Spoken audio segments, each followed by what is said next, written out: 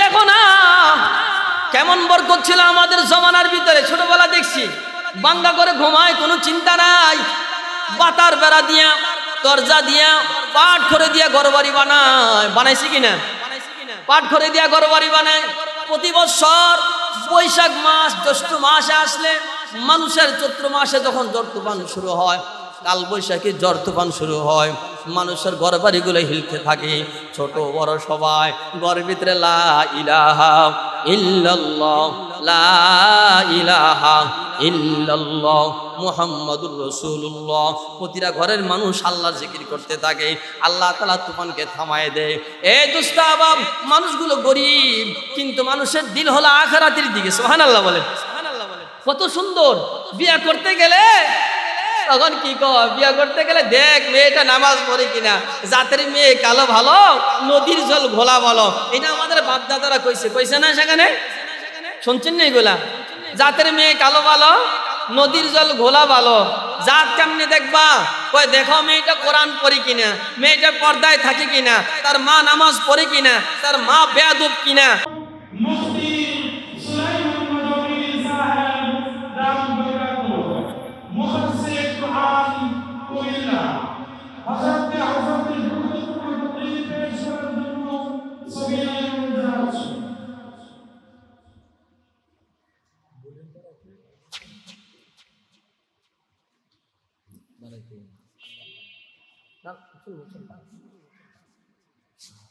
আসসালামু আলাইকুম ওয়া রাহমাতুল্লাহি ওয়া বারাকাতুহু।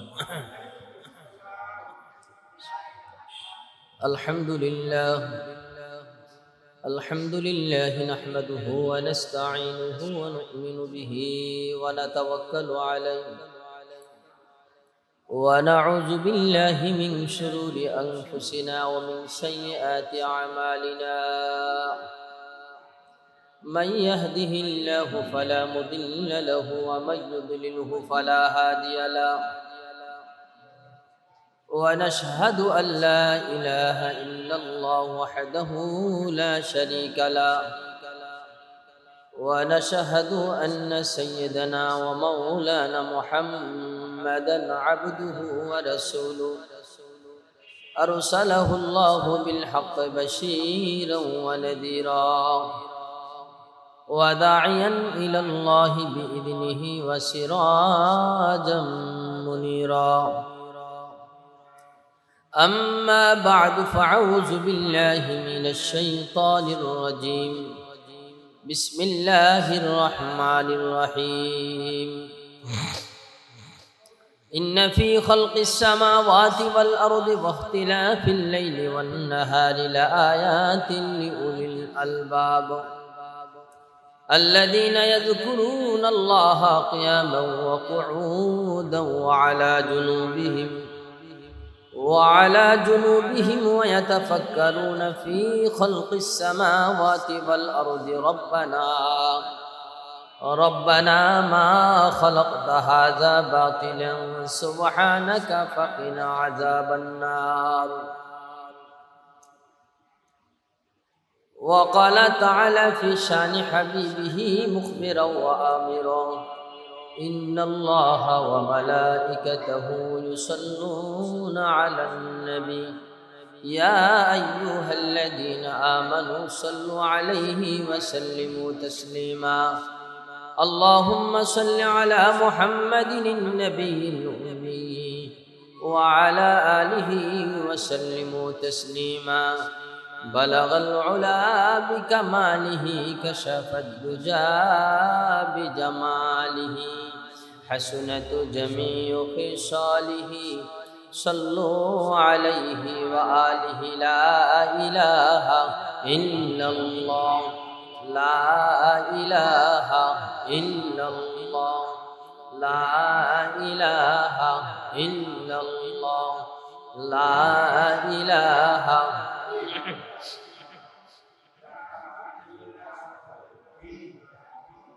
لا إله إلا الله، لا إله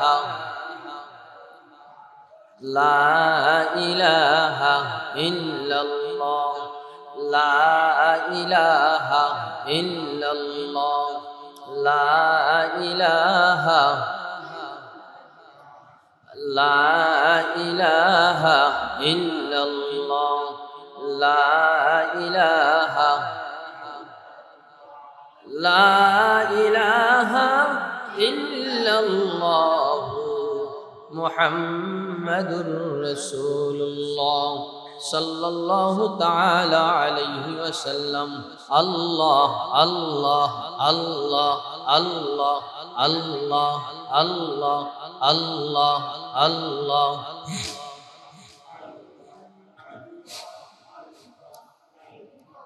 অতীব গভীর হয় রজনী যখন, নীরবে প্রভুর নাম জপিও তখন। সারা মাস রোজা রাখা যায়, সারা বৎসর নামাজ পড়া যায়।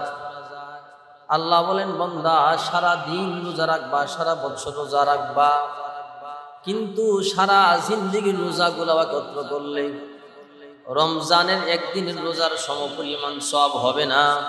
কারণ কি, তখন কি রোজার টাইমটা বেড়ে যায় নাকি? কয় না। রমজান ছাড়াও সকাল থেকে সন্ধ্যা পর্যন্ত পানাহার থেকে বিরত থাকবা, রমজানের ভিতরে একই টাইম রোজা রাখবা। তারপরও রমজানের সমতুল্য আল্লাহ তাআলা কেন বানায় না? আল্লাহ বলেন বান্দা শাহরু রমজান আল্লাযী উনজিলা ফীহিল কুরআন হুদাল লিন-নাসি ওয়া বায়্যিনাতিম মিনাল হুদা।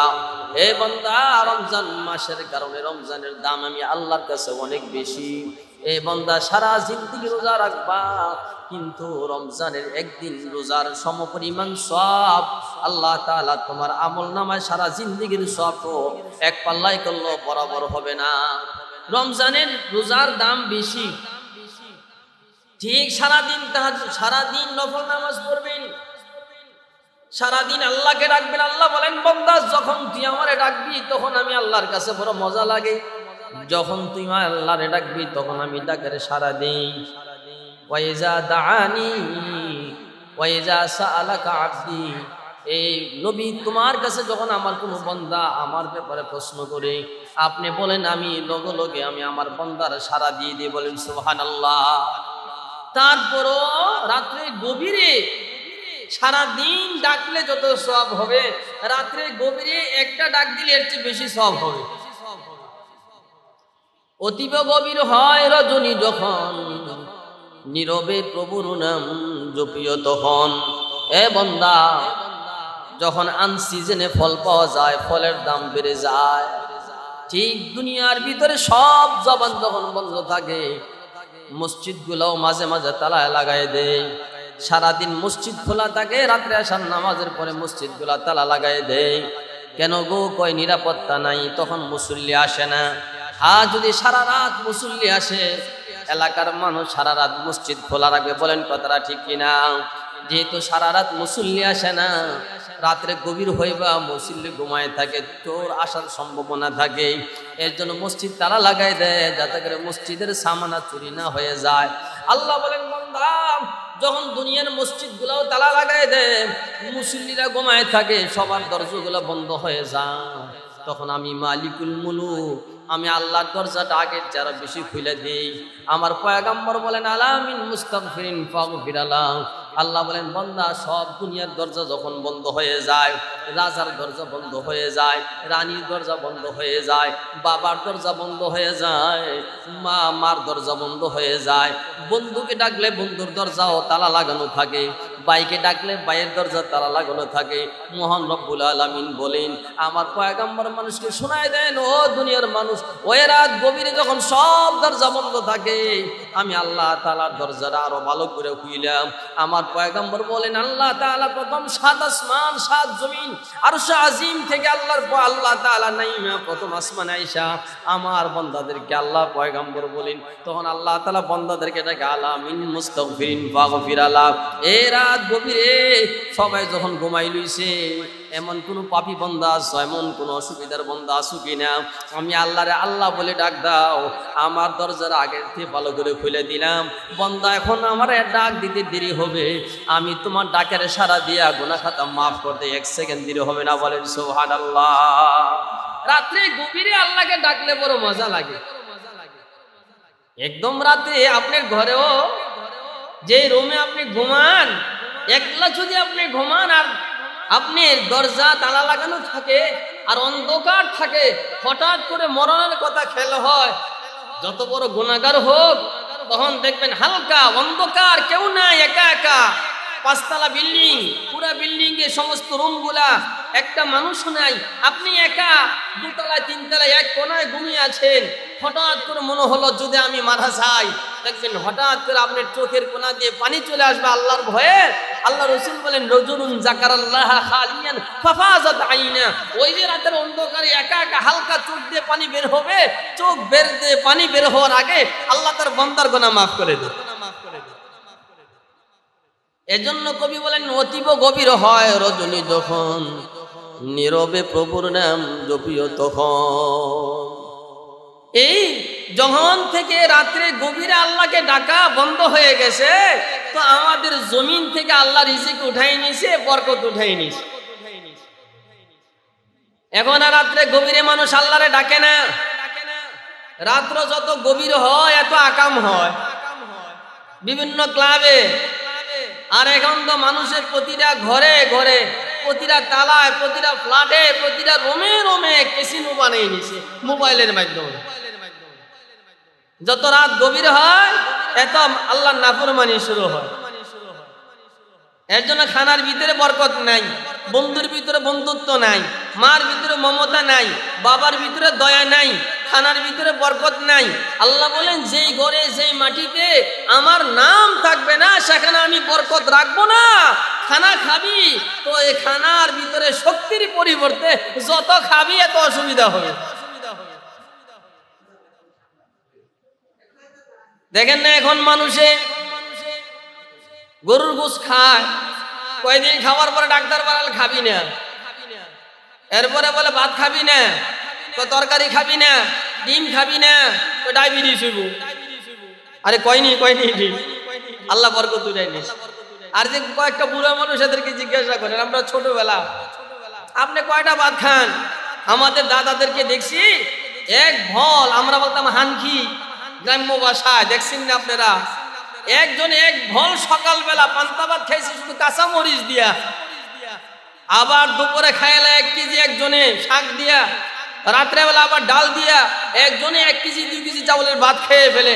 পেটও বড় হয় না, ডায়াবেটিসও হয় না। তো কারণ কি আল্লাহ জানে এ আমার বন্ধগুলো খেটে খাওয়া মানুষ, নরমাল খাবার খায়, পেট ভরে খায়, 1 কেজির জায়গায় 3 কেজি খায়। তো কারণ কি আমার বন্দারা ফজরও পড়বে, জোহরও পড়বে, আসরও পড়বে, মাগরিব পড়বে, এবং মাঝে মাঝে ব্যথা পাইলে আমি আল্লাহরে আল্লাহ বলে ডাক দিবে। এর জন্য বন্দা যত খাইবে এত খানার ভিতরে বরকত দেয়। সুবহানাল্লাহ বলে। মানুষ হাঁটতে হাঁটতে ঢাকা থেকে চিটাগাং চলে যায়, গেছে না মানুষে? বেশি দিন আগে না, 20-30 বছর আগে হাঁটতে হাঁটতে ঢাকা থেকে চিটাগাং চলে যায়। বাংলাদেশ থেকে হাঁটতে হাঁটতে হজে চলে যায়, তো পায়ের ভিতরে ব্যথাও হয় না, ডায়াবেটিসও হয় না। কারণ কি আল্লাহ বলেন বান্দা দুনিয়ারে যত নেয়ামত বানাইছি তুই খাবার জন্য, তুই খাবি আর আমি আল্লাহরে ডাকবি, তা আমি তোর খানার ভিতরে বরকত দিব। সুবহানাল্লাহ বলে। বরকত দেওয়ার মালিক কে?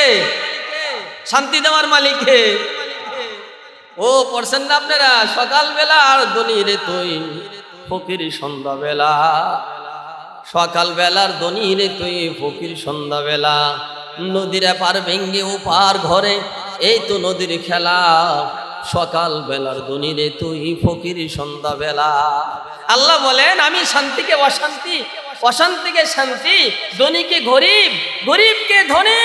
যারা গতকাল পর্যন্ত সিংলাবা আমলাবা এলাকার ভিতরে গরিব মানুষকে শাসন করেছ, 5 তারিখের সকালবেলা জানতে না তোমরা যে বাড়িঘর ছেলে পালাইয়া যাইবা, এই পালানোর ক্ষমতা কে দিয়েছে? এই ব্যবস্থা কে করছে? বুঝে না মানুষে, বুঝে বর্তমান জুলুম করতো না। 5 তারিখে খেলার পরে, 5 তারিখে আপনাদের নেতারা পলানের পরে এরপর আর জুলুম হতো না, এরপর আর টিভি দেখতো না, এরপর আর সিনেমা করতো না, এরপর আর নামাজ ছাড়তো না। কিন্তু এত বড় ট্র্যাজেডি যাওয়ার পরও এত বড় মানুষ বলে, আল্লাহ তুমি ফেরাউনের কাহিনী আমাদের জমানায় কেন ঘটাও না? হুজুররা আবু জাহেলের কথা বলে, উতবার কথা বলে, সাইবার কথা বলে, কারুনের কথা বলে, ও ফেরাউনের কথা বলে, ১৫০০ বছর আগের বলে, কয় না না না, আমি আল্লাহ আসতেছি, আমি আল্লাহ এখনো কইরা দেখাইতেছি যে মিডিয়াটার পক্ষে, পুলিশটার পক্ষে, সেনাবাহিনী যার পক্ষে, মেজর কর্নেল যার পক্ষে, প্রতি পাড়ায় বাদা ছাত্রলীগ, যুবলীগ, পেশাব লীগ, পায়খানা লীগ, প্রতি ঘরে ঘরে লীগের বাহিনী, যে লীগ বাহিনী এমন ভাবে ঢুকছে, আর 15 বছর প্রাণ হলো এই দেশে মুসলমানকে দাঁড়িয়ে রাখতে দিবে না, মসজিদে ঢুকতে দিবে না। এদের প্রাণ হলো আস্তে আস্তে মাদ্রাসাগুলো তালা লাগাই দিবে। যেমন আলিয়া মাদ্রাসা থেকে কোরআনকে বের করে মাদ্রাসার ভিতরে গীতা পাঠ করানো হয়, সেখানে মাদ্রাসার বইয়ের ভিতরে সরস্বতীর ছবি ঢুকানো হয়েছে, যেখানে মাদ্রাসার ভিতরে হিন্দু শিক্ষক ঢুকানো হয়েছে। ঠিক কিনা জোরে বলেন? এদের প্রাণ আস্তে আস্তে শুরু হয়েছে।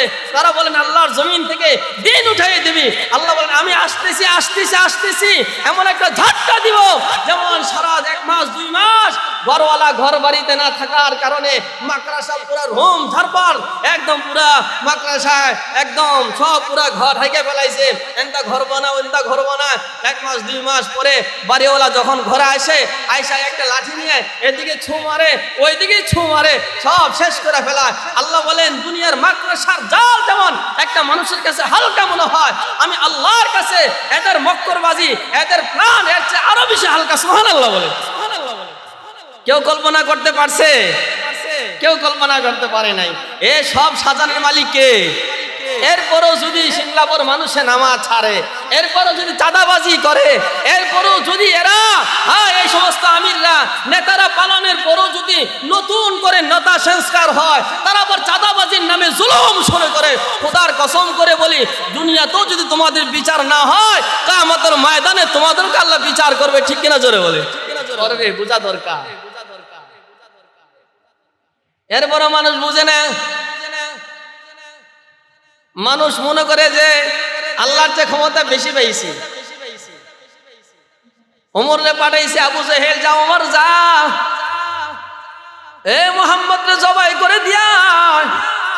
আল্লাহ বলেন ও পয়গম্বর, আমি কোরআন নাজিল করেছি, কোরআনের হাফেজকে আমি হেফাজত করব। আমি কোরআন নাজিল করেছি, কোরআনের আলিমকে আমি হেফাজত করব, কোরআনের মার্কাজকে আমি আল্লাহ হেফাজত করবো। পয়গম্বর এ ওমর কোথায় যাও? তো মুহাম্মদকে জবাই করতে যায়। সাহাবী ডাক দিয়ে বলে, ওমর তোমার ঘরের বোন মুসলমান হয়ে গেছে, তোমার ঘরের খবর আগে নাও। ঘরে যায় দেখতেছে ওমরের বোন এবং বোন জামাই কোরআন শরীফ তেলাওয়াত করে। ওমরের মেজাজটা বড় গরম হয়ে গেছে। ঘরের ভিতরে যায় ডাক দিয়ে বলে, বোন কোরআন পড়তেছ, কার হুকুমে কোরআন পড়ো? বোন জামাইকে মারধর করতেছে। বোন সামনে এসে ডাক দিয়ে বলে, খবরদার ওমর, আমার স্বামীকে তুই আর মারতে পারবি না। গরম হইয়া বোনকে একটা থাপ্পড় মেরে দিলেন। বোনের কপাল ফেটে রক্ত বের হয়ে গেছে। বোন ডাক দিয়ে বলে, ওমর রে, তুই যেমন খাত্তাবের বেটা, আমি কিন্তু খাত্তাবের বেটি। তুই যেই মার দুধ পান করছ, আমি কিন্তু সেই মার দুধ পান করছি। ওমর তুই মারতে মারতে আমার শরীরটা টুকরা টুকরা করাইতে ফেলবি, কিন্তু আমার দিলের ভিতরে কোরআন পড়ার কারণে যে ইমানি নূর আল্লাহ ঢুকাই দিছে, এই নূর তুই কোনোদিন বের করতে পারবি না। বলে সুবহানাল্লাহ। ওমর তুই আমার ভিতর থেকে ইমানি নূর বের করতে পারবি না।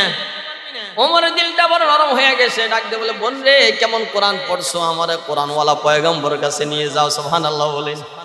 কেমন কোরআন পড়ছো, আমার কোরআনওয়ালা নবীর কাছে নিয়ে নাও।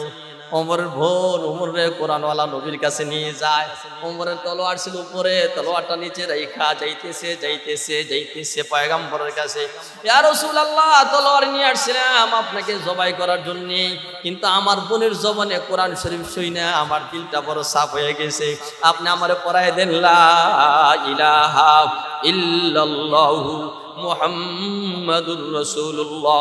अभी तो के इल्म ने सारे दुनिया सर की है, उसी जैसे लिया सर पर उसी को सरवारी दिया है। এখনো কোরআনের নূর আছে, এখনো কোরআনওয়ালার পক্ষে আল্লাহ আছে। আছে কিনা জোরে বলে? এটা পড়ছে শেখ হাসিনা, কিন্তু এটা আমল করে নাই। কেমনে আমল করবো? মানুষের শক্তি হইলেই তো আকাম করে, শক্তি হইলেই তো আগাম করে। এই যে বিল্ডিং ওয়ালা বিল্ডিং বানাইছে, পাশে যত বিল্ডিং ওয়ালা দেখেন এদের 90% টাকা এদের সন্তানেরা গান শুনে, আল্লাহ নাফরমানির গান শুনে শুনে এদের টাকাগুলো ব্যয় করে কিনা জোরে বলে? টাকা যদি না থাকতো বিল্ডিং বানাইতে পারতো না। টাকা নাই, বিল্ডিং নাই, টাকা হলে শয়তানে ধোঁকা দে। এই জন্য টাকার আগে ইমান। টাকা ভালো, কিন্তু টাকা কোন সময় ভালো? যদি ইমান মজবুত হয়। যত ইমান মজবুত হবে এরপরে এত টাকা ইনকাম করবা, তো আল্লাহ তাআলা তোমাকে হযরত আবু বকর সিদ্দিক, উসমান এবং আলীর মতো মন দিয়ে এদের সঙ্গে আল্লাহ তোমাকে বিনা হিসাবে জান্নাতি বানাই দিবে। আগে সন্তানকে ইমান শিক্ষা দাও, এরপরে ব্যবসায় নামায় দাও। আগে ইমান যদি শিক্ষা না দাও, এরপরে ব্যবসায় যদি নামাও, তো এই সন্তান যত টাকা ইনকাম করবে এত আল্লাহ নাফরমানি করবে, তুমি জাহান্নামী হবা। কিয়ামতে তোমার সন্তান তোমার ব্যাপারে আল্লাহর সামনে বলবে, আল্লাহ আমার আব্বা তো টাকা ইনকামের আগে আমাকে টাকা তোমার রাস্তায় খরচ করার ব্যবস্থা শিক্ষা দেয় নাই, আমি জাহান্নামে যাব, কিন্তু আমার আব্বাকে সহকারে নিয়ে যাব। এজন্য আমাদের বাপদাদারা এত টাকা ইনকাম শিখায় নাই। কি শিখাইছে? সিরা হাফ প্যান্ট পরে। আমি নিজেও বরাবর হাফ প্যান্টটা পড়ছেন না আপনারা অনেকে? বরাবর হাফ প্যান্টটা সিলাই করে বড় ছোট ভাই পড়তেছে। আমার দাদি বলছেন, সুলাইমান, একজন মহিলার কাপড় দিয়ে সমাজের হাজার হাজার মহিলার বিয়ে শাদী হয়, কোনো পেরেশানি নেই। মানুষের সিরাজতারা সিলাই করে করে পরে। মা তার সন্তানকে প্রতিদিন পান্তা ভাত খাওয়ায়, দুপুরবেলা শাক দিয়ে ভাত খাওয়ায়। মাসে একদিন দুই দিন যদি মাছ ভালো আনে, লগে লগে খাবার খাওয়ার আগে দুপুরবেলা, বাবা আমিও নিজের দেখছি, শুক্রবার, শনিবার, রবিবার, সোমবার, মঙ্গলবার, বুধবার, বৃহস্পতিবার, এই 7 দিনের ভিতরে আমার আব্বা প্রতি সপ্তাহে মঙ্গলবারে রামচন্দ্রপুর বাজারে যাইতেন। সেখানে কাপড় বিক্রি করে ভালো একটা মাছ আনলে আমার আম্মা রান্না করে আমরা খাওয়ার আগে পাশের ঘরে পাঠাইতে 1 টুকরা 2 টুকরা। আবার তারাও যদি ভালো খাবার রান্না হতো, এরা খাওয়ার আগে আমাদের ঘরে পাঠাতো। তো মার জবানে শুনতাম, বাবার জবানে শুনতাম কোরআনের হুকুম, ওয়ুসিরুনা আলা আনফুসিহিম ওয়ালাউ কানা বিহিম খাসাসা। যাদের দিল এমন আসে, ও আমার ভালো খাবারটা আমার প্রতিবেশীও খাওয়া দরকার, আমার ভালো খাবারটা তার ঘরে যাওয়া দরকার। আল্লাহ বলেন, এমন প্রতিবেশী যাদের হবে, এমন দিল যার হবে, তোমার ভালো খাবারটা প্রতিবেশীর ঘরে পৌঁছায় দিবা, আমি আল্লাহ নিজ হাতে ওয়াসাকাহুম রাব্বুহুম শারাবান তাহুরা, আমি আল্লাহ নিজে তোমাকে জান্নাতি খাওয়ায় দেব। খানার ভিতরে বরকত দেওয়ার মালিক কে? সন্তানরা আগে দিন শিখাও। এ সন্তানকে দিন শিখাও। এ মা, কতদিন পান্তা ভাত খাবো, কতদিন সকালবেলা পান্তা ভাত খাবো, কতদিন দুপুরবেলা শাক দিয়ে ভাত খাবো। আমার মা ডাক দিয়ে বলতেন, সন্তান খবরদার, 60 থেকে 70 বছর হায়াত, আমার উম্মতি বাইনা 60 ওয়া 70 ওয়া আকাল্লুহুম তাজাউজ। সন্তানদের দুনিয়ার হায়াত 60 থেকে 70। ও যে দীপু ভূঁইয়া, তার দাদা নাকি গুলবক্স ভূঁইয়া, হ্যাঁ, তার দাদা না মুজিবুর রহমান ভূঁইয়ার আব্বার নাম কি? ও যে সবচেয়ে বড় ধনী ছিল অত এলাকার ভিতরে। তো ওনার হায়াত কি 100 বছর পাইছে, 200 বছর পাইছে? মুজিবুর রহমান ভূঁইয়া, আমি মাঝে মাঝে বড় গেট দিয়ে যখন ঢুকি আচিব হয়ে যাল্লা, বেচারার কবরটা জান্নাতি নূর বানিয়ে দাও। বেচারায় মাত্র 49 বছর হায়াত পেয়েছে। কত বছর? গাউসিয়া মেন গেট দিয়ে ঢুকবেন, মুজিবুর রহমান ভূঁইয়া রহমতুল্লাহ আলাই, ওনার ছবিও থাকবে, নিচে লেখাও আছে কত বছর হায়াত পেয়েছে, মাত্র 49 বছর হায়াত পেয়েছে। ও মুজিবুর রহমান ভূঁইয়া যদি 48 বছর আগেও জানতো 1 বছর আগে মারা যাব, তো খোদার কসম করে বলি, মুজিবুর রহমান ভূঁইয়া অল্প কিছু সম্পদ রেখে বাকি সবগুলো আল্লাহ রাস্তায় দান করে দিই। কিন্তু উনি জানে না এত অল্প সময়ে মারা যাবে, জানে? কেউ জানে না। লাউলা আখারতানি ইলা আজালিন করিব ফাসাদদাকা ওয়া আনকুম মিনাস সালিহিন। মৃত্যুর সময় মানুষে নামাজের কথা বলবে না। মৃত্যুর সময় মানুষ আল্লাহর কাছে নামাজের কথা বলবে না। আল্লাহ একটু সময় দা, নামাজ বেশি পড়বে, কথা বলবে না। বলবে না আল্লাহ রোজা বেশি রাখবো, বলবে না, কি বলবে ফাসাদদাকা ওয়া কুম মিনাস সালিহিন। মানুষ সবচেয়ে বেশি নেক আমলে বখিলামি করে, নামাজেও না, রোজায়ও না, সবচেয়ে বেশি দান খয়রাতের বেলা বেশি বখিলামি করে। মৃত্যুর সময় আল্লাহর কাছে বলবো আল্লাহ একটু হায়াতটা বাড়ায় দাও, যা আছি আমি 5 মিনিট হায়াত পাইয়ে সব লেখে আল্লাহ রাস্তা দিব। আল্লাহ বলে কয় না না আল্লাহ আর সময় নেই, আর সময় নেই। একজন মা বাবার উচিত হলো সন্তানকে আগে দিন শিক্ষা দেওয়া। এক সাহাবী, নাম আমার ভুলে গেছি, এক সাহাবী রাদিয়াল্লাহু তাআলা আনহু, ওনার সন্তান ও আরবে যুদ্ধ করতেছে গালিবান হযরত ওসমানে গনি রাদিয়াল্লাহু তাআলা আনহুর সময়। ইউরোপের সঙ্গে যুদ্ধ চলতেছে ইতালিতে। ইতালির সৈন্যরা এক সাহাবী তার ছেলেকে ধইরা ইতালির কারাগারে নিয়ে গেছে। আজ থেকে ১,৫০০ বছর আগে মানুষ আজান দিছে সূর্য দেখা দেখা, জোহর নামাজ পড়ছে সূর্য দেখা, আসর নামাজ পড়ছে সূর্য দেখা, মাগরিব পড়ছে তারকা দেখা, এশার নামাজ পড়ছে তারা দেখা। ঠিক না জোরে বলেন? দক্ষিণ চীনছে রাত্রে বেলা কেমনে তারকা দেখা, এইদিকে এক তারকা দেখলাম ও দক্ষিণ, এইদিকে উত্তর। তারকায় মানুষকে তার রাস্তা দেখাতো।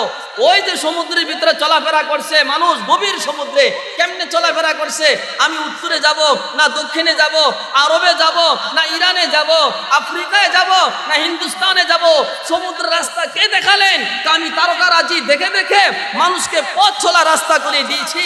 আজ থেকে ১,৫০০ বছর আগে সাহাবীদের কাছে গড়ি ছিল না। হ্যাঁ, এর জন্য তারা তারকা দেখে দেখে, সূর্যের আলো দেখে দেখে তারা নামাজ পড়তে হয়েছে। কিন্তু অন্ধকার কুটিরে থক, রাত না দিন বুঝতে পারবে না। সাহাবী তার সন্তান খবর পাইল, মদিনার সাহাবী পাগল বুড়া মানুষ, তার সন্তানকে ইতালির সরকার গ্রেফতার করে তাকে জেলখানায় বন্দী করে রেখেছে। বাকি সৈন্যরা মদিনাতে আসছে। এক সাহাবী বললেন, হে আমার সন্তান কই? কয় তোমার ছেলের তো নিয়ে গেছে ইতালির জেলখানায়, পাগল হয়ে গেছে। ও আমার ছেলে নামাজ কেমনে পড়বে, ফজর নামাজ কেমনে পড়বে, যোহর নামাজ কেমনে পড়বে, মাগরিব পড়বে কেমনে পড়বে? আমার সন্তান তো জেলখানার ভিতরে বন্দি থাকবে, সূর্যও দেখবে না, তারকাও পড়বে না, দেখতে পাবে না। পাগল হয়ে গেছে, বুড়ো মানুষ পাগল হয়ে গেছে। মানুষ বুঝতে পারে না কেমন পাগল। কিছু পাগল থাকে বোঝা যায় না, পাগল এমন পাগল হয়ে যায়। ও ফজর নামাজ আজান যখন মদিনাতে দে, ইতালির দিকে 6 থেকে 8,000 কিলোমিটার দূর, ওই দিকে ফিরা বলে, ও আমার সন্তান ফজর নামাজের আজান হয়েছে। আবার জোহরের যখন আজান হয় আবার বলে, সন্তান জোহরের নামাজ পড়ে আজান হয়েছে। মাগরিবের যখন শুরু হয় আজান আবার বলে, সন্তান মাগরিবের আজান হয়েছে, এশার আজান হয়েছে। 2-4 মাস চলে গেছে, এখান থেকে 7-8 হাজার কিলোমিটার দূর মদিনা আজান দেয়। আর বাবা তার আবেগ দিয়ে বলে, সন্তান আজান হয়েছে, নামাজ পড়ো। সাহাবীর সন্তান যখন দুশ্মনের জেলখানা থেকে মদিনায় ফিরে আসলেন, জিজ্ঞাসা করলেন, বাবারে তোর বাবা তো পাগল হয়ে গেছে, পাগল হয়ে প্রতিবার নামাজের সময় মদিনাতে আজান হলে তোকে ডাক দিত, বাবা তুই নামাজ পড়। এমন পাগল হয়েছে তোর সুগে, নামাজের জন্য পাগল হয়েছে। সন্তান ডাক দিয়ে বলে, আমার বাবা এই এত মাস যতবার আমাকে নামাজের সময় ডাক দিয়েছে, প্রতিটা ডাক মহান রব্বুল আলামিন আমার ঘরে আল্লাহ পৌঁছেই দিয়েছে। মানুষ তো তার সন্তানকে আল্লাহওয়ালা বানাবে। মানুষ তো হাসিনা থেকে শিক্ষা গ্রহণ করে নাই। এত সেনাপ্রধান তার আত্মীয়, ফুফাতো বোনের জামাই না কি জানি, এইদিকে বড় বড় মেজর করলেন, তার সব কিছু তার। এত কিছু হওয়ার পরে ওই দিন আমি বাড়িতে যাচ্ছি, ফেরিঘাটে উঠা তো দেখলাম কয়েকজন মানুষ আলোচনা করে, ও শিবিরেরা অনেক পিছনে পিছনে ছিল, বিএনপির ক্যাডাররা পিছনে পিছনে ছিল, ছাত্ররা সামনে ছিল, বিএনপির তারা পিছনে পিছনে ছিল, আর শিবিরের ক্যাডাররা সামনে পিছনে পিছনে ছিল, আমাদের গোয়েন্দারা ছিল। এর জন্য আমরা বড় বিজয় হয়ে গেছি। আমি বললাম, ও নিমো খারামের দলেরা আল্লাহরে এখনই ভুলে গেলি গা। সেনাবাহিনী এদের পক্ষে ছিল, বিডিআর এদের পক্ষে ছিল। আল্লাহ বলেন, আমি মাঝে মাঝে গরিব মানুষের পক্ষে, আমি জালেমদের দিল ঘুরাই দেই। যে জালেমকে পাঠায় গরিব মানুষকে জবাই করার জন্য, আমি ওই জালেমকে গরিবের পক্ষে বানাই দিই। তোরা জানিস না এই 15 বছরে কত জুলুম হয়েছে? আমি নিজের চোখে দেখা, এই এলাকার ভিতরে এলাকার আমার তো সচক্ষে দেখা। একটা বেচারা ব্যান গাড়ি নিয়ে আসে, প্রথম পুলিশ লীগ আসে 100 টাকা নে, শ্রমিক লীগ 100 টাকা নে, যুবলীগ 200 টাকা নে, এরপরে ঘুষ খাওয়ারা 300 টাকা নে, লাস্টে বেচারার পাল্লাটা এবং তার ডাক্তার বেন বিক্রি করে তার উপরে নির্যাতন চালিয়ে দেয়, বহুত মানুষ তার খাবার নিতে পারে না। দীর্ঘ 15 বছর জুলুমের কারণে সর্বশেষ প্ল্যান হয়েছে এই দেশে মসজিদ মাদ্রাসা রাখবে না, মুসলমানদের রাখবে না। দেখো না, আবু বকরের নাম বাদ দিয়ে, ওমরের নাম বাদ দিয়ে, মুহাম্মাদের সিলেবাস বাদ দিয়ে প্রতিটা স্কুলের ভিতরে হিন্দু আনে এবং সেখানে মূর্তিদের ছবি ঢুকাইছে। ভারতের এদের ইন্ধনের দ্বারা সেখানে আমাদের সিলেবাসের ভিতরে সব মূর্তি ঢুকায়া, এদের কাহিনী ঢুকায়া, মুহাম্মাদের চরিত্র বাদ দিয়া মানুষগুলাকে মুহাম্মদ থেকে দূরে সরায়া ইসলাম বিদ্বেষী বানানোর চেষ্টা করতেছে। আল্লাহ বলেন, দেখ তুই যে প্ল্যান করছ, প্ল্যানের ঠিক প্ল্যান আমারও আছে। আল্লাহ করলেন কি, ওই যেই সেনাবাহিনী বানিয়েছিল এদের পক্ষে, আল্লাহ এদেরকে এদের বিপক্ষে বানাইলেন। সুবহানাল্লাহ বলেন। নতুবা প্ল্যান দেয় মনে ছিল সেনাবাহিনী 2 ভাগ হয়ে যেত, এক পক্ষ থাকতো জনগণের, আরেক পক্ষ থাকতো হাসিনার। এটাই প্ল্যান ছিল। হয়তো দেশটা গৃহযুদ্ধ শুরু হয়ে যেত। গৃহযুদ্ধ শুরু হলে কি হতো, 3 দিকে ভারতে ঘেরাও করা, আমাদের মুসলমানের পক্ষে, জনগণের পক্ষে অস্ত্রধারী সেনাবাহিনী আস্তে আস্তে দুর্বল হতো। ভারত এই হাসিনার পক্ষে সেনাবাহিনীর পক্ষ হইয়া এদের সেনাবাহিনী আইসা একদম লক্ষ লক্ষ মুসলমানের সাগর বাসিয়ে দিত। মসজিদ গুলাকে মন্দির বানারে পরিণত পরিকল্পনা ছিল। আল্লাহ বলেন, না, পরিকল্পনা বাস্তবায়ন করার মালিক আমি আল্লাহ। যেই সেনাবাহিনীকে এরা বানিয়েছিল এদের পক্ষে স্লোগান দেওয়ার জন্য, আলহামদুলিল্লাহ, আল্লাহ সেনা প্রধানের দিলকে ঘুরায়া, সাধারণ সিপাহীদের দিলকে ঘুরায়া আল্লাহর দ্বীনকে আল্লাহ কায়েম করেছে। ঠিক না? জোরে বলে। মানুষ তো দরকার ছিল সেখানে সাজদা করা, তওবা করার পরিবর্তে আবার কিছু কিছু মানুষ, কেন কথা বলি, আপনারা প্রতিরোধ করেন। আমাদের কানে এখন আসতেছে কিছু কিছু নেতা, আপনাদের সমাজে কিছু কিছু নেতা গজাইতেছে, আছে কিনা? আছে কিনা? এদেরকে প্রতিরোধ করেন আপনারা। যেই না তাই আপনাদের সিংলাবো, আমলাবো এবং রূপগঞ্জে গজাইবে, সেখানে চাঁদাবাজি করবে, পুলিশে দেওয়ার আগে আপনারা তাকে জুতার মালা পরাইয়া সমাজে ঘুরাইবেন আগে। আল্লাহর জমিনে তাদেরকে আবার কিসের চাঁদা দিব? পারবেন তো? পারবেন তো? উলামায়ে কেরামকে সঙ্গে নিয়ে নিবেন। আপনাদের সঙ্গে আছি। দীর্ঘ 15 বছর আমরা দাড়িও কাটি নাই, হাসিনার নামে স্লোগানও দেয় নাই এবং তার পক্ষে কথাও বলি নাই। অনেক নির্যাতন উলামায়ে কেরাম সহ্য করেছে। উলামায়ে কেরাম ইমান বিক্রি করে না। 2-4-5 জন আলেম যারা দেখেন হাসিনার চাটুকারিতা করে, যারা হাসিনার পক্ষে কথা বলেছে, এমন 2-4-5 জন ইমান বিক্রেতা সারা জমানাই ছিল। কিন্তু হক্কানি আলেমরা সবসময় জালেমের বিরুদ্ধে কথা বলেছে। আফসোসের ব্যাপার, এত বড় প্ল্যান দেখার পরও, আল্লাহ এত বড় আলামত দেখার পরও 5 আগস্টে আমরা দেখলাম গাজীর মেলে দাড়িওয়ালাও চুরি করে, নারীরাও চুরি করে, বাচ্চাও চুরি করে। দেখছেন না আপনারা? বাচ্চাও চুরি করে, দাড়িওয়ালা চুরি করে, তাবলিগওয়ালা চুরি করে, সব চুরি করতেছে গাজীর মিল থেকে। করছে না? এগুলা করছে না? সব চুরি করা শুরু করছে। কারে বুঝাইবেন? বুঝানো উচিত। সব চুরি করতেছে। ওই দিনও 2-4 জন মানুষ চুরি করতে গিয়ে মারা গেছে, হেদায়েত হয় নাই। যেই দিন গাজী গ্রেফতার হয়েছে, ওই দিন মিছিল গেছে গাউসিয়া থেকে, তারাবো বিশ্ব রোড থেকে, বিভিন্ন জায়গা থেকে গাজীর ফাঁসি চাই, গাজীর লুণ্ঠনকৃত মাল আমরা নিতে চাই। আবার গাজী টায়ারে 2 পক্ষ আক্রমণ করে, এক পক্ষ ঢুকছে, আরেক পক্ষ তালা লাগায়া একদম গ্যাস দিয়ে আগুন লাগাই দিছে। 200-500-700 মানুষ একদম জিন্দা দাফন হয়ে গেছে। একদম মাথাও পাওয়া যায় নাই, হাড্ডিও পাওয়া যায় নাই, একদম হাড্ডি সহকারে কয়লা হয়ে গেছে। এর চবর আযাব আর আমাদের কি হবে? হয় নাই এগুলা? ভিডিওগুলা দেখেন এখন আস। ও সাধুর উপরে টুপিওয়ালা, দাড়িওয়ালা, তারা বলতেছে আমরা আপনার সন্তান বাঁচান, চুরি করতে আইলে কিনলে গা। এখন কি আল্লাহ তাদের বিচার করলেন, আমাদের বিচার কেন করলেন না? আমাদের বিচার আল্লাহ করবে আখিরাত। এ সিংলাবর ভাইরা, একটু ভালো করে শুনবে বাবা। আমাদের উচিত ছিল আল্লাহর জমিনের ভিতরে জিকির করা। ব্যবসা করতেছো আল্লাহর জিকির করবা, বিয়া করতেছো আল্লাহর জিকির করবা, রাস্তা দিয়ে চলতেছো আল্লাহ তাআলা জিকির করবা, ঘুমাইতেছো আল্লাহর জিকির করবা, চলাফেরা করবা আল্লাহ তাআলার জিকির করবা। আল্লাহ তাআলা বলেন, লাউ আন্না আহলাল কুরা আমানু ওয়াত্তাকাউ লাফাতাহনা আলাইহিম বারাকাতিম মিনাস সামা। এ বান্দা, তুই যদি আমার জমিনে খানার ভিতরে আমার জিকির, চলাফেরার ক্ষেত্রে আমার জিকির করবি, সব জায়গায় আমারে স্মরণ রাখবি। লাফাতাহনা আলাইহিম বারাকাতিম মিনাস সামা, এই বান্দা আমি তোর সব কাজের ভিতরে বরকত দিয়া দিমু। বিয়ার ভিতরে বরকত হবে, বাচ্চার ভিতরে বরকত হবে, খানার ভিতরে বরকত হবে, চলাফেরার ভিতরে বরকত হবে। বলেন সুবহানাল্লাহ। এ ভাই সব জায়গার ভিতরে বরকত হবে। এ দেখো না কেমন বরকত ছিল আমাদের জমানার ভিতরে। ছোটবেলা দেখছি বাঙ্গা করে ঘুমায়, কোনো চিন্তা নাই। বাতার বেড়া দিয়া, দরজা দিয়া, পাট করে দিয়া ঘর বাড়ি বানায়। বানাইছি কিনা? পাট করে দিয়া ঘর বাড়ি বানায়। প্রতি বছর বৈশাখ মাস, জ্যৈষ্ঠ মাসে আসলে মানুষের চৈত্র মাসে যখন ঝড় তুফান শুরু হয়, কাল বৈশাখী ঝড় তুফান শুরু হয়, মানুষের ঘর বাড়িগুলো হিলতে থাকে। ছোট বড় সবাই ঘরের ভিতরে লা ইলাহা ইল্লাল্লাহ, লা ইলাহা ইল্লাল্লাহ মুহাম্মাদুর রাসূলুল্লাহ। প্রতিটা ঘরের মানুষ আল্লাহর জিকির করতে থাকে। আল্লাহ তাআলা তুফানকে থামায় দেয়। এই দুস্তাবাব মানুষগুলো গরীব, কিন্তু মানুষের দিল হলো আখিরাতের দিকে। সুবহানাল্লাহ বলেন। কত সুন্দর। বিয়া করতে গেলে তখন কি কয়, বিয়া করতে গেলে দেখ মেয়েটা নামাজ পড়ে কিনা, জাতের মেয়ে কালো ভালো, নদীর জল ঘোলা ভালো।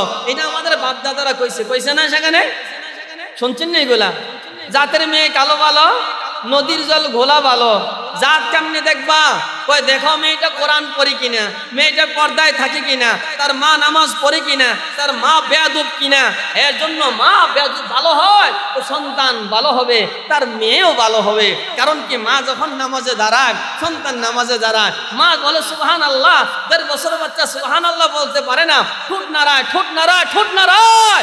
ও মা সেজদায় যায়, বাচ্চাও সেজদায় যায়। মা ঠোঁট নাড়ায় সেজদার ভিতরে, বাচ্চা সুবহানাল্লাহ বলতে পারে না, কিন্তু মার সঙ্গে সঙ্গে বাচ্চাও সেজদার ভিতরে যায়। আল্লাহ আরশে আজিম থেকে সমস্ত ফেরেশতাকে ডাক দিয়ে বলে, ও আলা ইন্নাল মালাইকা ইয়া মাশারাল মালাইকা, হে ফেরেশতার দলেরা, কুনতুম, তোরাই তো আমাকে বলেছিলি ইয়া আল্লাহ তুমি মানুষকে বানায় কি করবা।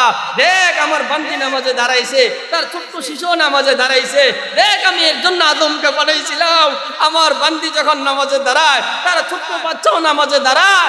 আমার বান্দি যখন কোরআন পড়ে, বাচ্চা কোরআন পড়তে পারে না, মার মতো ঠোঁট নাড়াইতে থাকে। তোরা সাক্ষী দাও যে বাচ্চার সমস্ত ইবাদত গুলো মা এবং বাবার আমল নামে আমি দিয়ে দিলাম। আরো জোরে সুবহানাল্লাহ বলে। এটা না আমাদের মুআশারা হওয়া দরকার ছিল? এটা না আমাদের কত সুন্দর? কারণ মানুষ বিয়ে করছে আগে জাত দেখা। কারণ কি, আমার বউ যদি কোরআন পড়ে আমার ঘরে বরকত হবে। যেই মেয়ে কোরআন শরীফ পড়বে এই মেয়ে গাউসিয়া বাজারে যাবে না। যেই মেয়ে 5 ওয়াক্ত নামাজ পড়বে এই মেয়ে গাউসিয়া বাজারে যাবে না। যেই মেয়ে সেখানে পর্দা করবে সেই মেয়ে গাউসিয়া বাজারে যাবে না। নতুবা বর্তমানে হাজারো মেয়ে আমাদের সমাজে আছে, স্বামীরে ঘুম পাড়ায়া বউ যায় বাজার করতে। আসেনি সেখানে? বাজারে শুধু করে না, হারাম এমন কাজ তারা করে। স্বামীর লজ্জাস্থান ঢাকার কাপড় লাগবে, এটাও বউ বাজারে কিনতে যায়। এর চেয়ে বড় শরম আর দুনিয়ায় কি আছে? স্বামীর লজ্জাস্থানের কাপড় কিনবে তো বউ গিয়ে কিনে নিয়ে আসে। মানুষ জাত দেখে না। অথচ আমাদের বাপদাদারা বেশি দিন আগে না, যখন ঘরে ঘরে কোরআন ছিল, তখন ঘরে কোরআন পড়ছে। দেখো এই মেয়েটা কোরআন পড়তে পারে কিনা। মেয়ে যখন কোরআন পড়ে বরকত বেশি হয়। বাবা কতক্ষণ ঘরের ভিতরে থাকে, পুরুষেরা কতক্ষণ ঘরের ভিতরে থাকে, সর্বদারও মহিলাই ঘরের ভিতরে থাকে। এই জন্য মহিলা বৈশা বৈশা কোরআন শরীফ পড়বে, আল্লাহর জিকির করবে। তো আল্লাহ তাআলা নাযালাত আলাইহিমুল মালাইকা ও নাযালাত আলাইহিমুল মালাইকা ওয়া হাফাতহুমুর রাহমা। যেই মহিলা, যেই ঘরের বাচ্চারা, যেই ঘরের মহিলারা 24 ঘন্টা জিকির ফিকিরে থাকবে, যেই ঘরের সদস্যরা ঘরের ভিতরে জিকির ফিকিরে থাকবে, আল্লাহর রহমতের ফেরেশতা 24 ঘন্টা ঘরটাকে ঘিরে রাখবে। সুবহানাল্লাহ বলে। নাই চলে যাইতেছে, এর জন্য আমরা দুঃখের সহকারে বলতেছি। এত বড় আযাব দেওয়ার পরও আপনি তো একটা বাড়ি ছাড়তে পারেন না, আপনি একটা ঘর ছাড়তে পারেন না। আর শেখ হাসিনা তার অপরাধের কারণে পুরা দেশ ছেড়ে চলে যাচ্ছে। আমাদের এখানে কত বড় বড় নেতা ছিল, দেশ ছেড়ে পালিয়ে গেছে। যাই না আপনাদের সামনে, আমার মনে হয় না তারা কিয়ামত পর্যন্ত আর এখানে আসতে পারবে। কারণ কি এমন নেতা পালিয়েছে। আগে তো পালাইলে আসতে পারতো 10 বছর পরে 15 বছর পরে, কিন্তু বর্তমান আগেরকার পালিয়েছে আওয়ামী লীগের ডরে, বিএনপিরা পালাইছে আওয়ামী লীগের ডরে, হ্যাঁ জাতীয় পার্টি পালাইছে আওয়ামী লীগের ডরে, কিন্তু বর্তমান কিন্তু কোনো দলের ডরে পারায় নাই, তাদের পালানো হলো, তাদের কান হলো এই দেশে ইসলামকে নিভায়ে দেওয়া, আর সাধারণ জনগণ ইসলামের পক্ষে এদের বিপক্ষে স্লোগান দিয়া আল্লাহর রহমত এদেরকে দেশ ছাড়া করে দিয়েছে। ঠিক না জোরে বলেন? কাজে এরা আর আসতে পারবে না এই দেশে, এরা আর আসতে পারবে না, সব শেষ। এদের ঘরবাড়িগুলা জ্বালাই দিছে। এর থেকে আমাদের শিক্ষা গ্রহণ করা দরকার ছিল। ও কত ঘরবাড়িকে আল্লাহ তাআলা কবরস্থান বানাই দিয়েছে, কত রাজা বাদশাদের বাড়িগুলোকে আল্লাহ চুরমার করে দিছে। কোথায় হামান, কোথায় কারুন, কোথায় সুলাইমান পয়গম্বর, কোথায় আমাদের নবাবরা, সব তো কবরে চলে গেছে। আমারও তো আল্লাহ এই কাজের জন্য বানাইছে যে আমি যেন একটু ফিকির করি। এত বড় ঘটনা থেকে দরকার ছিল। আলহামদুলিল্লাহ অনেক মানুষের ইমান মজবুত হয়েছে, হয়েছে না? অনেক মানুষের ইমান মজবুত হয়েছে, কিন্তু অধিকাংশ মানুষে তার থেকে তওবা গ্রহণ করে নাই। অধিকাংশ মানুষ কয়েকদিন পরে আল্লাহরে ভুলে যাইব। এর জন্য ভাই আপনার উচিত হলো আল্লাহ তাআলা আপনার কেন বানাইছে একটু ফিকির করা। আল্লাহ বলে ইন্না ফি খালকিস সামাওয়াতি ওয়াল আরদি ওয়াখতিলাফিল লাইলি ওয়ান নাহারি লাআয়াতিন লিউলিল আলবাব। এ বান্দা, রাত আমি বানাইছি, দিন আমি বানাইছি, দিনের পরিবর্তন, রাতের পরিবর্তন, রাতের ভিতরে যত পরিবর্তন হয়, দিনের ভিতরে যত পরিবর্তন হয়, এই পরিবর্তন দুনিয়ার মানুষে কেউ করে না, মহান রব্বুল আলামিন করে। ইন্না ফি যালিকা লাআয়াতিন লিউলিল আলবাব। এই যে পরিবর্তন করি, এগুলা থেকে আমার নেককার বান্দা যারা, এদের ঈমান তো আরো বাইরে যায়। সুবহানাল্লাহ বলে। লাআয়াতিল লিউলিল আলবাব, জ্ঞানী যারা, নেককার যারা, তারা গ্রহণ করে। জ্ঞানী কারা? আল্লাযীনা ইয়াযকুরুনাল্লাহা কিয়ামান ওয়া কুউদান ওয়া আলা জুনুবিহিম ওয়া ইয়াতাফাক্কারুনা ফী খালকিস সামাওয়াতি ওয়াল আরদি রব্বানা মা খালাকতা হাযা বাতিলা সুবহানাকা ফাকিনা আযাবান নার। নেককার যারা, তারা বলে আল্লাহ আমি ছোট ছিলাম, জোয়ান হইলাম, আস্তে আস্তে বুড়ো হইতেছি, এই দিনের পরিবর্তন, দিনের অক্তের ভিতরে যত পরিবর্তন, রাতের পরিবর্তন, এত কিছু পরিবর্তন, সব কিছু করার মালিক কে? আল্লাহ। সব তুমি করো। রব্বানা মা খালাকতা হাযা বাতিলা ফাকিনা আযাবান নার। আল্লাহ এমনি করো না, সব ক্ষেত্রে তারা আল্লাহর জিকির করে। ব্যবসা করতেছে সেখানে আল্লাহর জিকির করে। আপনি কি মনে করেন মিছা কথা কইলে শুধু লাভ হয়? সত্য কথা বললে লাভ বেশি হয়। সুবহানাল্লাহ বলে। সত্য কথা বললে আরো বেশি লাভ হয়। লাভ দেওয়ার মালিক কে? আরো জোরে বলেন, লাভ দেওয়ার মালিক কে? ধোঁকা না দেওয়া। হযরত জারির ইবনে আব্দুল্লাহ বাজালি রাদিয়াল্লাহু তাআলা আনহু বাজারে গেলেন ঘোড়া কেনার জন্য। ও ব্যবসায়ী ভাই, একটু ভালো করে শোনো। হযরত জারির রাসূলের সাহাবী, নাম ছিল জারির, লম্বা ঘটনা। হযরত জারির রাসূলের সাহাবী, হযরত জিবরাইল দুনিয়াতে যদি কোনো মানুষের রূপ নিয়ে আল্লাহ রাসূলের সামনে আসতেন, এর ভিতরে দুইজন সাহাবী ছিল, হযরত দিহিয়া কালবি, হযরত জারির ইবনে আব্দুল্লাহ বাজালি। এই দুইজন সাহাবী চেহারা ধারণ করে জিবরাইল কখনো কখনো মানুষের সুরত ধরে আল্লাহর নবীর সামনে হাজির হতেন। সুবহানাল্লাহ বলে। ওই সাহাবী হযরত জারির রাদিয়াল্লাহু তাআলা আনহু বাজারে গেলেন ঘোড়া কিনবে। দেখতেছে ঘোড়া যিনি বেচবে একটু বেকল টাইপের, আকল কম, দাম চাইছে ঘোড়ার দাম কিন্তু কম চাইছে। যেই জাতের ঘোড়া এর চেয়ে দাম কম চাইছে। নিজের পালের ঘোড়া তো খুব নাম্বার 1 ঘোড়া, কিন্তু দাম জানে না কত, কয়েক দিনার। কয় না তোমার ঘোড়ার দাম আরো বেশি, কয় 2 টাকা, কয় না আরো বেশি, কয় 3 টাকা দেন, কয় তোমার ঘোড়ার দাম আরো বেশি, তুমি জানো না, কয় 4 টাকা। হাদিস শরীফে তারিখের কিতাবে আসে। হযরত জারির বলেন, কয় না তোমার ঘোড়ার দাম বর্তমান বাজারে তুমি জানো না, তোমার আকল কম, এই ঘোড়ার ব্যাপারে তোমার জানা নেই।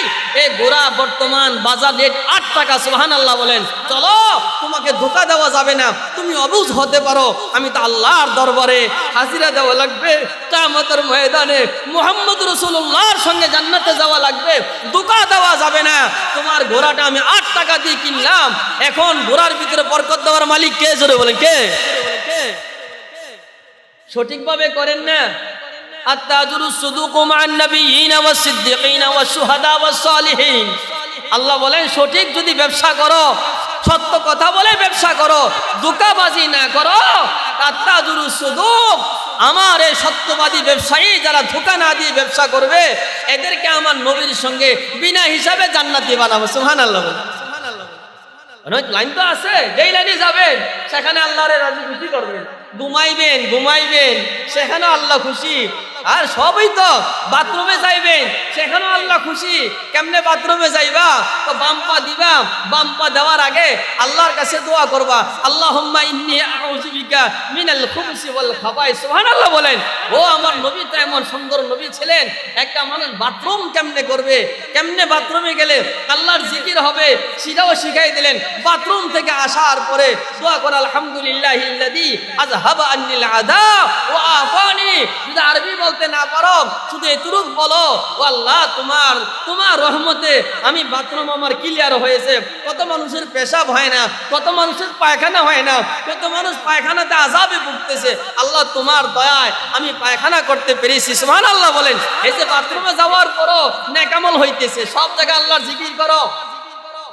লাস্টে সারাদিন চলাফেরা করার ক্ষেত্রে যখন দিনের বেলা শেষ, রাত্রে তুমি ঘুমাইবা, তুমি জানো যে আগামীকালের সূর্য তোমার মতো অনেক জুয়ান আর দেখবে না, তোমার মতো অনেক বুড়ো আর দেখবে না, অনেক বাড়িওয়ালা দেখবে না, অনেক জানদার দেখবে না, তুমিও এদের ভিতরে শামিল হতে পারো।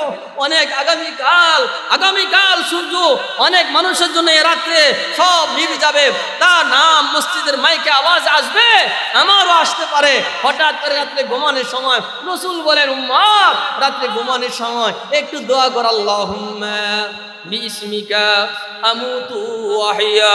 রব্বুল আলামিন সারাদিন কাজ করতে গিয়া মাঝে মাঝে গুনাহ করে ফেলেছি, আল্লাহ নামাজে দাঁড়াইছি, মাঝে মাঝে শয়তান ধোঁকা দিয়ে ফেলায়। রব্বুল আলামিন সবগুলা কথা তোমার রাজি মোতাবেক করতে পারি নাই। 40 বছর জীবনটা সঠিকভাবে আমি পালন করতে পারি নাই। আল্লাহ দাড়িগুলো সাদা, ঠোঁটগুলো আগের মতো নাই, চোখগুলো আগের মতো নাই, শরীরের শক্তি আগের মতো নাই। রব্বুল আলামিন আজকে 50 বছর বয়স, 60 বছর বয়স, আজকে রাত্রে ঘুমাইতেছি, আগামীকাল সকালবেলা যদি সূর্য আমি দেখতে না পাই, রব্বুল আলামিন গো আমি আজকে ওযু কইরা তোমার দরবারে হাজিরা দিলাম। আল্লাহর পয়গম্বর বলেন, কোন উম্মত যদি, কোন বান্দাবান্দি যদি রাত্রে বেলা ঘুমানোর সময় ওযু করে ঘুমায়া যায় আর আখিরি রাত মনে করে ঘুমায়া যায়, মান্নামা তাহিরান ওয়া যাকিরা ফাকাদ মাতা শাহীদা।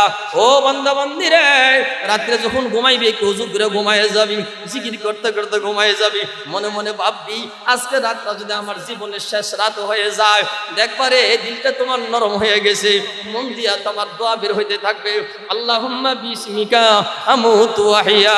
রব্বুল আলামিন গো দাড়ি রাখি নাই তোমার আল্লাহ বলে ডাক দেই, শার্ট পরছি তোমার আল্লাহ বলে ডাক দেই, আসি কিনা এমন বান্দা শার্ট পরি তোমার আল্লাহ বলে ডাক দেই, আল্লাহর নেশা করছি কিন্তু নেশা করার পরও তুমি আল্লাহরে ভুলতে পারি নাই। ও রব্বুল আলামিন আমলাবো সিমলা বলাকার ভিতরে বহুদিন নামাজ পড়ি নাই, মাঝে মাঝে নেশা করে ফেলাইছি, আল্লাহ মাবুদ্দিন নেশাখোর হইল, মন্দিরে যাই নাই, নেশাখোর হইল, আমি চাঁদের সেজদা করি নাই, মন্দিরে সেজদা করি নাই, মাজারে সেজদা করি নাই, রব্বুল আলামিন তোমারে সেজদা করছি, 5 ওয়াক্ত না পড়লো জুমার নামাজে গেছি। ও রব্বুল আলামিন আজকে রাত্রে আমি গুনাহগার যদি মারা যাই, আমি একটু ওযু কইরা রাত্রে বেলা ঘুমায়ে গেলাম, আর মনে মনে আরবি বলতে না পারলো আরবি অর্থ রাখবে, আল্লাহুম্মা বিসমিকা আমুতু ওয়া আহইয়া। রব্বুল আলামিন ঘুমাইলে কিন্তু মানুষ মরার মতো হয়ে যায়। রাসূল বলেন, আন-নাউমু আখুল মাউত, মরলে যেমন মানুষের হাত পা কার্যকর হয় না, চোখে দিয়ে দেখতে পায় না, হাত পা নাড়াচড়া করতে পারে না, মানুষের চোখে দিয়ে কোনো দেখতে পায় না, কানেও শুনতে পায় না, ঠিক তদ্রূপভাবে মানুষ যখন ঘুমায়া যায় মানুষ মৌতের বিছানার মতো শুয়ে পড়ে। বলেন কথাটা ঠিক কিনা? ও দুনিয়ার মানুষ, রাত্রেবেলা যখন ঘুমাইবা, যখন মনে মনে রাখবা আল্লাহ এই ঘুমটা আমার মৃত্যু হইতে পারে, আল্লাহ গো তোমার নামে ঘুমাই গেলাম, আর যদি জাগি তোমার নামে যেন জাগতে পারি। আমার রাসূল বলেন মান নামা তাহিরান ওয়া যাকারা ফাকাদ মাতা শাহীদা। কেউ যদি রাত্রেবেলা ঘুমায় আর আল্লাহরে ডাকতে ডাকতে ঘুমায় যায়, পবিত্র অবস্থায় ঘুমায় যায়, পরের দিন সূর্য যদি তার সঙ্গে দেখা না মিলে আর ওই রাত্রে ঘুমের ভিতরে মারা যায়, মহান রব্বুল আলামিন তার গুনাহ খাতা মাফ করে বিনা হিসাবে জান্নাতি বানাবে। বলেন সুবহানাল্লাহ। ও ভাই, গুনাহ ছাড়তে তোমার মনে চায় কিন্তু ছাড়তে পারো না, নামাজ পড়তে মনে চায় কিন্তু নামাজ পড়তে পারো না। মাঝে মাঝে বলো আবু বকরের মতো লোক থাকলে আমরা নামাজি হয়ে যাইতাম, মুহাম্মদ রাসূলের মতো লোক হইলে নামাজি হয়ে যাইতাম, খাজা গরবি নামাজের মতো লোক হইলে নামাজি হয়ে যাইতাম, শাহজালালের মতো লোক হইলে নামাজি হয়ে যাইতাম। ও দুষ্টাবাব, শাহজালাল আসবে না, মঈনুদ্দিন চিশতি আসবে না, আবু বকর সিদ্দিক আসবে না, ওমর আসবে না, ওসমান আসবে না, মুহাম্মদ রাসূল আসবে না। আমাকে তোমাকে মানুষের সামনে নেক আমলের কথা বলা লাগবে। তুমি যখন নামাজে দাঁড়াইবা আল্লাহ তাআলা তোমার দিকে তাকায় থাকবে। আমার আল্লাহ বলেন ও বান্দারে, আমার নবী যে জান্নাতে যাবে তোরাও কিন্তু ওই জান্নাতে যাবি। আমার রাসূল হাদিসে ডাক দিয়ে বলেন ও উম্মতিরা রে, নামাজে দাঁড়াইলে দুনিয়ার ভিতরে অনেক কথাবার্তা আসবে, দুনিয়ার মন আসবে, দুনিয়ার খেতে খামারের কথা চলে আসবে, দোকানদারের কথা চলে আসবে, দোকানের কথা চলে আসবে, বিবির কথা চলে আসবে, তারপরে নামাজ ছাড়া যাবে না। ও উম্মতিরা, নামাজের ভিতরে হাজার দুনিয়ার চিন্তা ভাবনা আসলো, নামাজ ছাড়া যাবে না, দোকা দেওয়ার পরে নামাজ ছাড়া যাবে না। নামাজ তুই পড়বি, কবুল করার মালিক হলো আমার আল্লাহ। এই আমার উম্মতিরা রে, তোর নামাজের ভিতরে নেক আমলের ভিতরে শয়তান ধোঁকা দেওয়ার পরও যে উম্মতরা নামাজ ছাড়বে না, নেক আমল ছাড়বে না, আল্লাহ তাআলা বলবেন ও বান্দা রে, শয়তানের তো ধোঁকা দেওয়ার পরও ওযু করতে গেলি, ওযু করতে গেছে তারপরে শয়তান ধোঁকা দেয়, নামাজে দাঁড়ায় তারপরে শয়তান ধোঁকা দেয়, সেজদায় যায় তারপরে শয়তান ধোঁকা দেয়। আল্লাহ বলেন ফেরেশতা তাকায়ে থাক, আমার বান্দা সব জায়গায় শয়তান ধোঁকা দেওয়ার পরও সুন্দর করে ওযু করতেছে, সুন্দর করে সেজদা করতেছে, তোরা সাক্ষী থাক। আমার বান্দারে শয়তান যত ধোঁকা দিবে আমি আমার আল্লাহ, আমি আমার বান্দার তত সব গুনাহ খাতা মাফ করে আমার বান্দার আমি বিনা হিসেবে জান্নাতি বানাবো। বলেন সুবহানাল্লাহ। নারায়ে তাকবীর, আরো জোরে নারায়ে তাকবীর। ও ভাই, আল্লাহরে মানো, কে শোনাবে আমাদেরকে আল্লাহর কথা? আমরা তো একে অপরকে আল্লাহর কথা শোনানো দরকার। এই মোবাইলই তো না তার সন্তানকে গুনার কথা শোনায়, বন্ধু বন্ধুরে গান শোনায়, বাবা তার সন্তানকে গান শোনায়। ও আমাদের মুআশারাতে এমন ছিল, এক বন্ধু আরেক বন্ধুর সঙ্গে দেখা হয়েছে, বন্ধুকে বলবে কুল্লু মান আলাইহা ফান ওয়া ইয়াবকা ওয়াজহু রাব্বিকা যুল জালালি ওয়াল ইকরাম। বন্ধু বন্ধুরে আখিরাতের কথা শোনাবে, বন্ধু তুই যে শেষ হয়ে যাবি, আমিও মারা যাব। না তার সন্তানদের শোনাবে, এ সন্তান তুই তো আমার আগে কবরে যাইতে পারস, আমিও তো তোর আগে কবরে যাইতে পারি।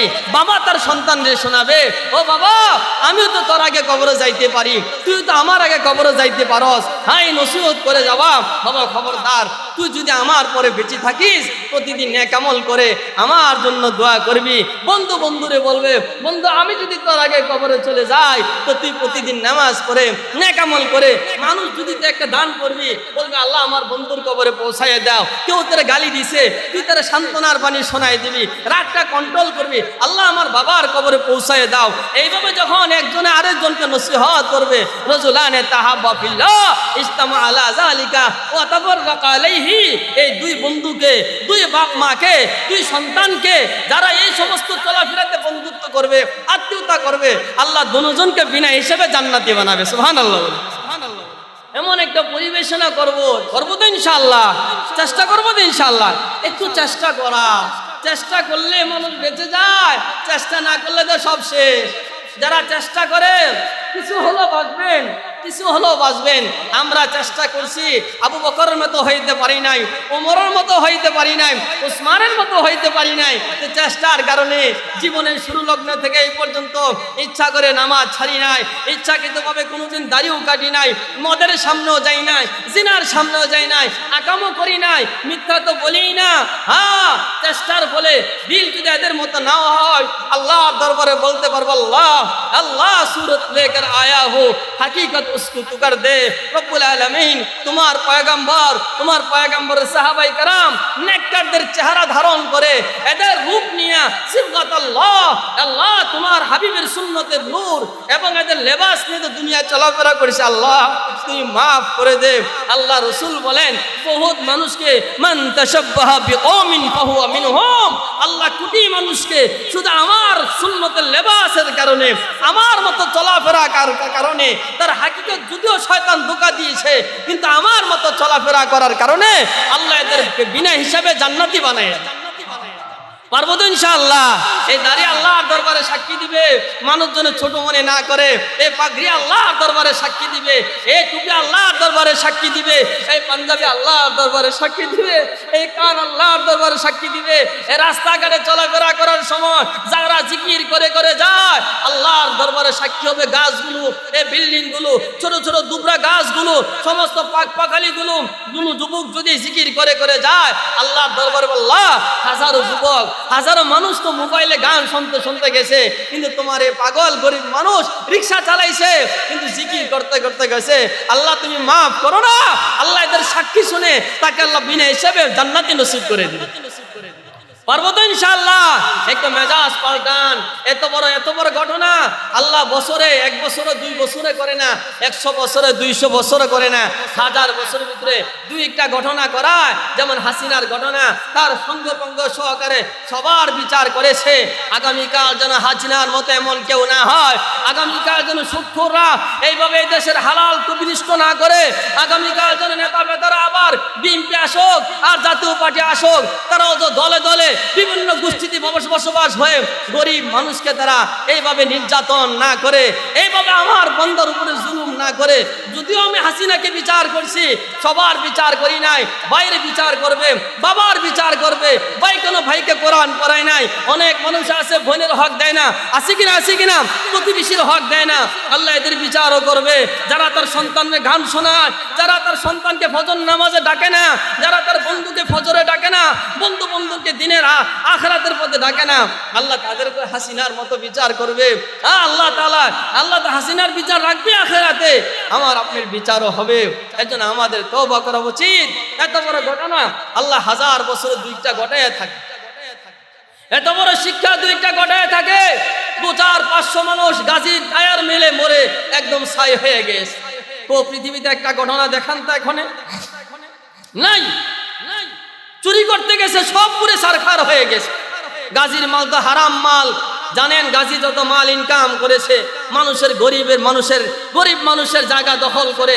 আমার জানা সত্ত্বে প্রচুর আমাদের মুসল্লি আছে, আমাদের কাছে অভিযোগ দিয়েছে, হুজুর কি করব, 1 কোটি টাকার জায়গা জোর করে সেখানে আমাদের থেকে সিগনেচার দিয়ে তার সঙ্গপঙ্গরা আমাদের থেকে এমন ভাবে রাজত্ব কায়েম করেছে, মনে হয় যেন কিয়ামত পর্যন্ত বাঁচলেও এদের রাজত্ব কেউ নিতে পারবে না।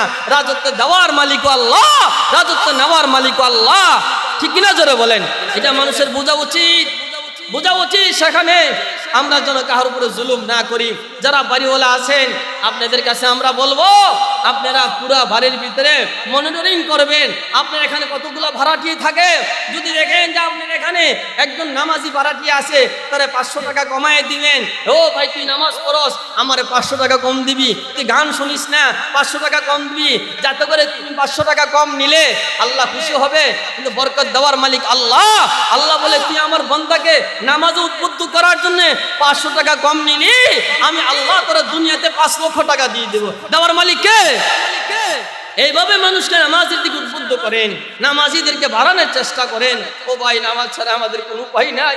যতদিন পর্যন্ত আমার মা বোনরা সকালবেলা ফজর নামাজ পড়ে আগে কোরআন শরীফ পড়বে, এরপরে ঘর বাড়ি ঝাড়ু দেয়, এরপরে অন্য কাজ করতো, এত ফিকির ছিল না ভালো ইনকাম লাগবে। কোনো ক্রমে সিরাফারা কাপড় পরে হালকা খানা খেয়ে কবরে যাওয়া হলে আমাদের উদ্দেশ্য। স্বামী জিজ্ঞাসা করে কেমন কাপড় আনবো? ও স্বামী তোমার কাছে যে কাপড়টা আমাকে পরাইলে সুন্দর লাগবে হবে, ওই কাপড়টা তুমি বাজার থেকে কিনে আনবা। আমাদের মা চাষিরা মোটা মোটা কাপড় পরছে, আবার সিলাই গেলেগা নিজে সেলাই করে পরছে না, সেখানে এত অভিযোগ ছিল না। ও মা চাষিরা, ফ্ল্যাটে যারা যারা থাকো, কথাগুলো শোনো, এত দুনিয়া কামাইও না। আল্লাহর কসম দিয়ে বলি, যেই মহিলারা অল্প তুষ্ট হয়ে যাবে, নরমাল কাপড় পরবে, নরমাল খাবার খাবে, আর বাকিটা সঞ্চয় করে আখিরাতের জন্য ভালো রাস্তায় দান করে দিবে, আল্লাহ তাআলা কিয়ামতের ময়দানে নয়, দুনিয়া থেকে বিদায় হওয়ার লগে লগে, কবর শোয়ার লগে লগে আল্লাহ ওই সমস্ত মানুষগুলোকে নিজ হাতে জান্নাতি পোশাক পরাই দিবে। কত মানুষ দেখা যায় এখনো। ও যে 6 মাস আগে আমরা দেখছি ইউটিউবে পত্রিকায়, সেখানে আমাদের কোন জায়গায় জানি বাংলাদেশের 15 বছর না 27 বছর পরে বেচারা লাশটা নিবে, একটা কবর ভাবছে কবরটা সরাই দিব, লাশ তো পাওয়া যাবে না, কবরের মাটিগুলো সরাইয়া আরেক জায়গায় কবর দিব। কিন্তু মানুষ খনন করে দেখতেছে 27 বছর আগে পুরা মানুষ মারা যে গেছে, নামাজি মানুষ, দাড়িওয়ালা মানুষ, এর হাফিজ ছিল না, আলেম ছিল না, মানুষ জানেও না আল্লাহর ওলি, কিন্তু 5 ওয়াক্ত নামাজ পড়ছে। দীর্ঘ 27 বছর পরে কবর খনন করে দেখে বেচারা 27 বছর আগে যে গোসল করাইছিল, গোসলের পানিও শুকায় নাই, কাপড়ও নষ্ট হয় নাই, যেমন ছিল এমনই রয়ে গেছে, চেহারাটা আগের চেয়ে উজ্জ্বল হয়ে গেছে। সুবহানাল্লাহ বলেন। ও ভাই, কত সুন্দর। আল্লাহ বলেন, আমার বান্দা মিথ্যা বলে নাই, চুরি করে নাই, গান শুনে নাই, এর জন্য তার কান পবিত্র, চোখ দিয়ে জিনা দেখে নাই, চোখ পবিত্র, এই শরীরের ভিতরে হারাম খায় নাই, শরীর পবিত্র। খবরদার এই শরীর মাটি খাবি না। ও আল্লাহ, বা শরীর না মাটি খাইতাম না, তো কাপড়টা কয় না, ও মাটি যদি কাপড় খেয়ে ফেলাস, আমার পবিত্র বান্দা ন্যাংটা হয়ে যাবে, আমার এই বান্দা কিয়ামত পর্যন্ত কবরে ঘুমায় থাকবে, আমার বান্দার শরীরের কাপড়ও খাইতে পারবি না। সুবহানাল্লাহ। কত ইজ্জত, কত ইজ্জু মানতেসা, কত জিল্লু মানতেসা। ইজ্জত তো আল্লাহর কাছে। সুবহানাল্লাহ বলেন। ইজ্জত তো আল্লাহর কাছে, ইজ্জত তো আল্লাহর কাছে, ইজ্জত তো আল্লাহর কাছে। ইজ্জত দেওয়ার মালিক কে? আল্লাহ ইজ্জত দেওয়ার মালিক। গুনাহগার ইজ্জত হয় না, গুনাহগার বাদশা হওয়ার পরও বেইজ্জত হয়। মামুনুল হক জেলখানা যাওয়ার পরও না, নেককার আলেমরা জেলখানায় যাওয়ার পরও এদের ইজ্জত মুমিনের কাছে বেড়ে গেছে। আর জেলখানায় যারা পড়েছে ওই সমস্ত জালেমরা দুনিয়াতেও বেইজ্জত হয়েছে, আখিরাতেও আল্লাহ তাদেরকে বেইজ্জত করবে। বোঝা উচিত। মাওলানা মোবারক সাহেব এই বাড়িতে একটা মাদ্রাসা দিতেছে, কোরআন শরীফের মাদ্রাসা। আমাদেরকে আজকে উদ্বোধনী দিনে আমাদেরকে ডেকেছে কিছু ওয়াজ নসিহত করে আপনাদের বোঝানোর জন্য। যারা এই বাড়ি ভাড়া দিয়েছেন, আপনি একটু সহযোগিতা করবেন, আশেপাশের মানুষেরও সহযোগিতা করবেন। সন্তানগুলো যদি স্কুলেও পড়ে, তারপরে এমন একটা নিয়ম করেন, মাদ্রাসার ভিতরে মসজিদের ভিতরে সকাল 8টা পর্যন্ত কোরআন শরীফ পড়বি, স্কুলে যাবে। পারবো না ইনশাআল্লাহ? এরপরে স্কুলে যা, আগের মতো দিন ফিরে আনেন, আল্লাহ আগের মতো বরকত দেওয়া শুরু করবে। আল্লাহ তাআলা আমাকে আপনাকে সকলকে যেন সবাই যেন কোরআন পড়ে আল্লাহকে রাজি খুশি করতে পারে। ইঞ্জিনিয়ার সেও আল্লাহর ওলি হতে পারে, ডাক্তার সেখানে আল্লাহর ওলি হতে পারে, ব্যবসায়ী সেখানে আল্লাহর ওলি হতে পারে। কিন্তু কোরআন বুকে নেওয়া, কোরআন পড়তে জানি আর না জানি, কোরআন বুঝি আর না বুঝি, পড়া তো সম্ভব। আরে পড়তে না পারলো তোমার ঘরে একটা কোরআন শরীফ রাখো, এই নিয়তে রাখো, এই করে কোরআন শরীফ থাকবে, টিভি থাকবে না, প্রতিদিন সবাই উজু করে কোরআন শরীফের চুমো খামো। পারতাম না ইনশাআল্লাহ। আর আস্তে আস্তে চেষ্টা করবো কোরআন পড়ার। আল্লাহ তাআলা আমাকে আপনাকে সকলকে কথাগুলো বুঝে এবং মানার তৌফিক দিয়ে সকলে বলেন আমিন। ও আখিরি দাওয়ানা আলহামদুলিল্লাহ। Presents by Kuakata media centre. হক্কানি আলমদের নিত্য নতুন ভিডিও পেতে আমাদের চ্যানেলটি সাবস্ক্রাইব করুন। কুয়াকাটা মিডিয়া সেন্টার, ইসলামিক বিনোদনের বিশ্বস্ত সঙ্গী।